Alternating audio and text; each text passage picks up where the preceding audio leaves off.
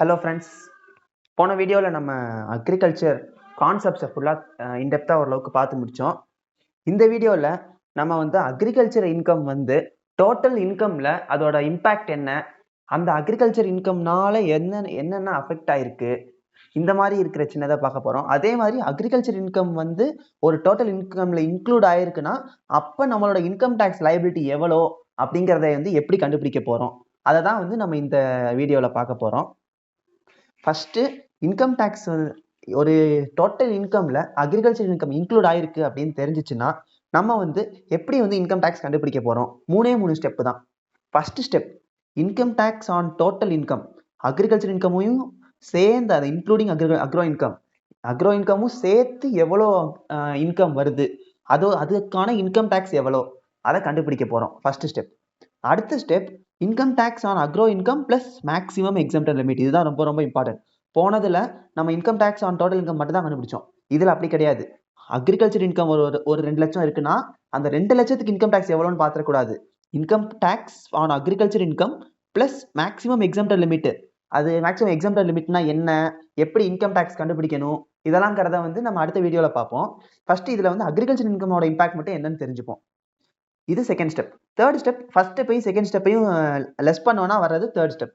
First total இன்கமோட income டேக்ஸ்ல இருந்து income tax and agro income maximum exempted லிமிட்டை கழிச்சோன்னா வர்றது தான் வந்து டேக்ஸ் லைபிலிட்டி. இதுதான் ஸ்டெப்ஸ்.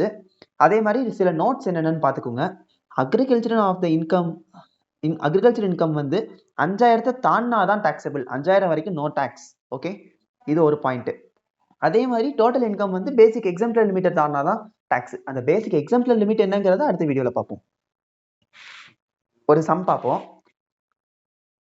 மிஸ்டர் எக்ஸ், அவனோட ஏஜ் 42 இயர்ஸ். நான் agro income 3,25,000 3,25,000 and agro income 2,55,000. So total income எவ்வளோ? 3,25,000 ப்ளஸ் 2,55,000. ஸோ நம்மளோட ஃபர்ஸ்ட் ஸ்டெப் என்ன? 3,25,000 ப்ளஸ் 2,55,000 டோட்டல் இன்கமுக்கு எவ்வளோ இன்கம் டேக்ஸ் அப்படின்னு கண்டுபிடிக்கிறது தான் ஃபர்ஸ்ட் ஸ்டெப். செகண்ட் ஸ்டெப் என்ன? Agro income 2,55,000 plus 2,50,000. ஏன் 2,50,000னா basic exemption limit. Basic exemption limit for 42 years old சிட்டிசனோட எக்ஸம்ஷன் லிமிட் 2,50,000. ஸோ இது ரெண்டையும் ஆட் பண்ணி இதுக்கான டேக்ஸ் லைபிலிட்டி எவ்வளோ அப்படின்னு கண்டுபிடிக்கணும். டேக்ஸ் லைபிலிட்டி எப்படி கண்டுபிடிக்கணுங்கிறத தான் நம்ம அடுத்த வீடியோவில் பார்ப்போம்னு சொல்லியிருக்கேன். இங்கே வந்து இவங்க என்ன பண்ணியிருக்காங்கன்னா ஃபர்ஸ்ட் 5,80,000 டோட்டல் இன்கம்.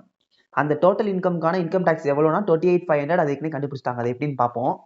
அடுத்து அக்ரோ இன்கம் வந்து 2,50,000 ப்ளஸ் மேக்ஸிமம் எக்ஸம்ப்டட் லிமிட் வந்து ஒரு 2,50,000. இது வந்து 5,05,000.